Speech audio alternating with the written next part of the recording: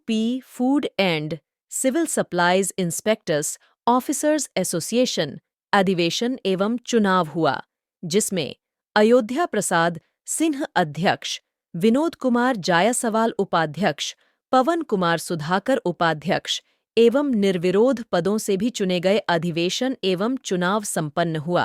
Civil supplies inspectors officer association का जो वार्षिक चुनाव एक बहुत अच्छे सद्भाव के वातावरण में संपन्न हुआ है। सभी निर्वाचित पदाधिकारियों को मैं राज्य कर्मचारी संयुक्त परिषद की तरफ से बहुत बहुत बधाई देता हूँ, बहुत बहुत शुभकामनाएं देता हूँ।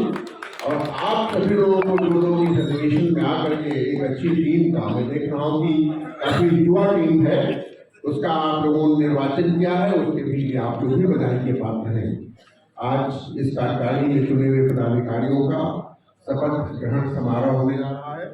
मैं शपथ पढ़ूंगा, सभी पदाधिकारी हमारे साथ अपना नाम लेंगे और संघ के बाद अपने पद का नाम लेंगे जिस पद का निर्वाचन हुआ है, बाकी मेरा आलोचना करेंगे।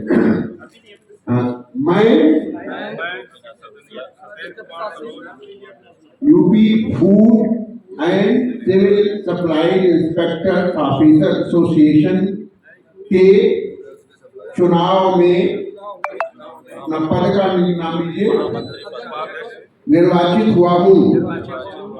मैं विधि द्वारा स्थापित व्यवस्था के अंतर्गत अपने संघ और संघ के सदस्यों के हितों के लिए संघ के संविधान के अनुसार सदैव संघर्ष करूंगा और सभी की समस्याओं के निराकरण हेतु सदैव प्रयत्नशील रहूंगा। ईश्वर इस काम में मेरी मदद करे। बहुत बहुत बधाई आप लोग। ऑफिसर एसोसिएशन का जो वार्षिक चुनाव संपन्न हुआ है, और इस चुनाव में 2 वर्ष के लिए एसोसिएशन की नई कार्यकारिणी का भी गठन किया गया है। कार्मिक विभाग जब किसी भी एसोसिएशन को मान्यता देता है तो उसकी एक पहली शर्त होती है कि समय से और मैक्सिमम 2 वर्ष के अंदर आप चुनाव कराएंगे। यदि आप 2 वर्ष के अंदर चुनाव नहीं कराते हैं तो आपकी कार्यकारिणी को मान्यता कार्मिक विभाग नहीं देती। ये अपना चुनाव समय पर कराते रहे हैं और 2 वर्ष पूरा होने पर इन्होंने अपना चुनाव कराया है।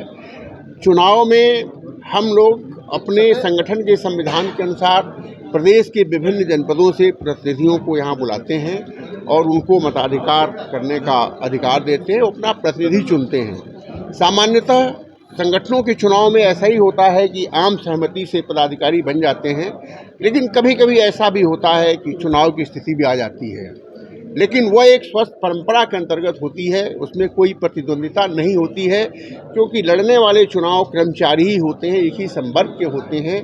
वो अपने को कौन अच्छी तरह से बेहतर रूप से समस्याओं को सरकार के सामने रख पाएगा, इसके दृष्टिकोण को रख करके चुनाव लड़ते हैं। और जो कर्मचारी हमारे चुनाव में भाग करने के लिए आते हैं वो उसका तय करते हैं क्या होगा। आज जो चुनाव हुआ, सभी उपस्थित जितने भी हमारे मार्केटिंग विंग और आपूर्ति विंग के लोग थे, सबने मिलकर एक बहुत ही सुंदर, सशक्त और नई कार्यकारिणी का गठन किया है, ओजस्वी कार्यकारिणी गठन किया है। मैं सबसे पहले अपने उन सदस्यों को बहुत बधाई देना चाहता हूं जिन्होंने एक अच्छी कार्यकारिणी का गठन किया। आज के इस चुनाव में श्री अयोध्या प्रसाद सिंह जी विपणन निरीक्षक हैं, इनको अध्यक्ष निर्वाचित किया गया है। श्री विनोद कुमार जायसवाल जी वरिष्ठ उपाध्यक्ष निर्वाचित हुए हैं। श्री सत्येंद्र कुमार सरोज जी विपणन निरीक्षक हैं, उपाध्यक्ष निर्वाचित हुए हैं।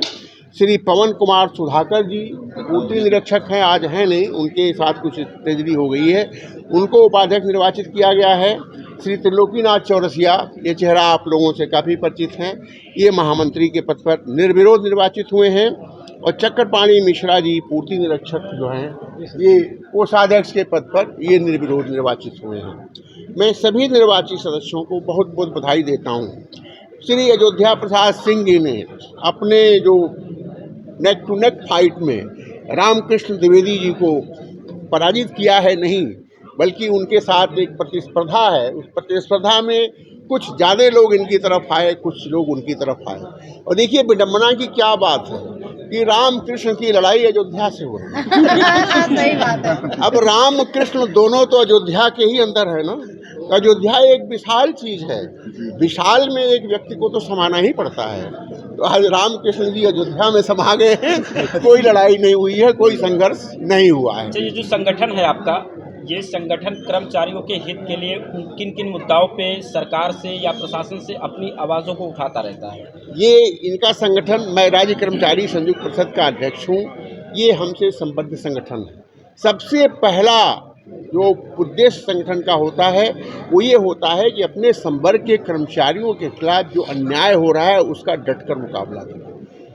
आपकी खाद्य रसद विभाग में कर्मचारियों के साथ बहुत अन्याय होता है।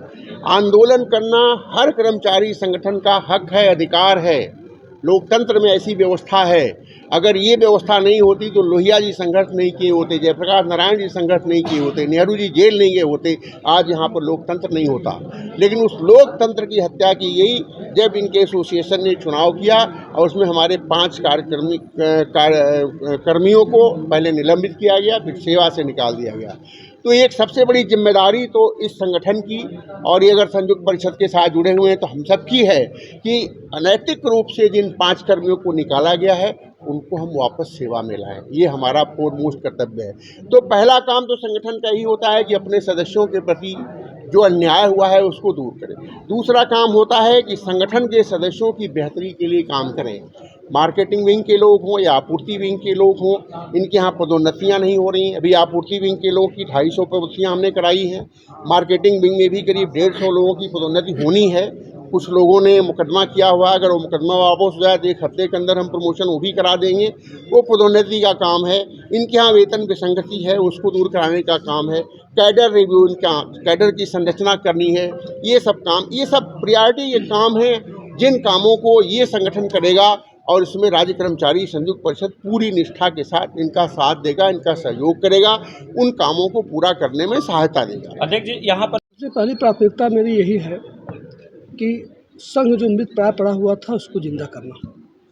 आज जो हमारी परिस्थितियां हैं वो एकदम संघ मृत पड़ा हुआ था, उसको जिंदा करना सबसे महत्वपूर्ण है। दूसरी प्राथमिकता हमारी यही है कि जो हमारे 5 साथी उनको वापस लाना। और कैडर रिव्यू, आप सबसे बड़ी समस्या हमारे यहाँ है, न कार्यालय हमको है, न मानव संसाधन हमारे पास है, न हमारे पास यातायात भत्ता है। तो इन सब चीज़ों के लिए मैं प्रयास करूँगा। सबसे बड़ी बात ये है कि महिला सशक्तिकरण की एक छवि बहुत प्रखर रूप से दिखती है।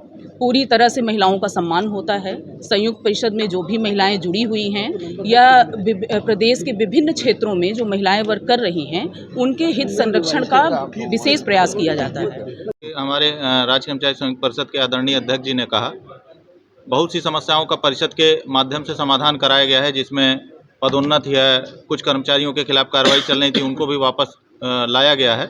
जो मुख्य काम है, हमारे 5 साथी, जैसा कि अध्यक्ष जी ने कहा कि अनुचित रूप से उनको सेवा से बाहर कर दिया गया, उनको सेवा में अंदर लाना, कैडर रिव्यू, वेतन विसंगति, वाहन भत्ता और संसाधनों की सबसे बड़ी कमी है। आप कहीं भी जाते होंगे, आप खुद देखे होंगे, चाहे वो विपणन का हमारा क्रय केंद्र हो, चाहे सप्लाई के ऑफिस हों, कहीं भी कोई संसाधन नहीं। व्यक्ति एन केन प्रकार किसी तरह अपनी व्यवस्था करके कुर्सी तक की, विपणन शाखा के हमारे साथीगण कुर्सी तक की व्यवस्था अपनी करते हैं।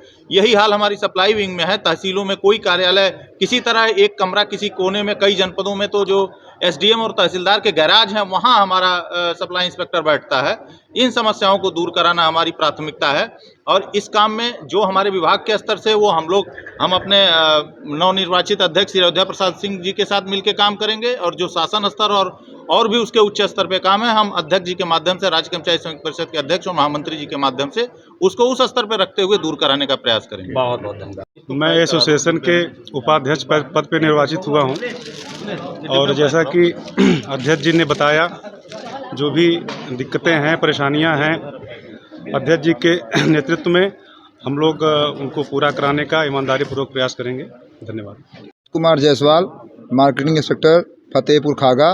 मैं UP food and civil supply inspector officers association में प्रांतीय वरिष्ठ उपाध्यक्ष के पद पर निर्वाचित हुआ हूँ।